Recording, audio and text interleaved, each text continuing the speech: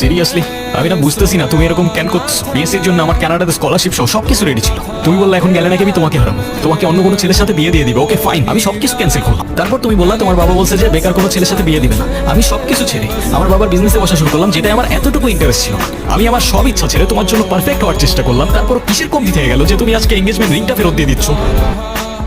আরে আমাকে কারণটা তো বলো অ্যাটলিস্ট। কোনো কারণ নেই, আমার মনে হচ্ছে না আমাদের একসাথে থাকাটা পসিবল। That's it? সিরিয়াসলি তোমার মনে হচ্ছে না আমাদের একসাথে থাকাটা পসিবল? What about me? আমার কি মনে হচ্ছে সেটার কোনো ভ্যালু নাই?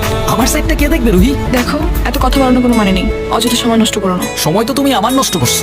এরকমটাই করার হইলে আমার লাইফটা কেন নষ্ট করবা? ভেঙে ফেলার হইলে সব আগেই ভেঙে ফেলতা, নাকি হুট করে এখন বেটার কাউকে পেয়ে গেছো? তোমার যা ভাবা তুমি তাই ভাবতে পারো, আমার কোনো প্রবলেম নেই। আরে প্রবলেম তোমার থাকবে কেন?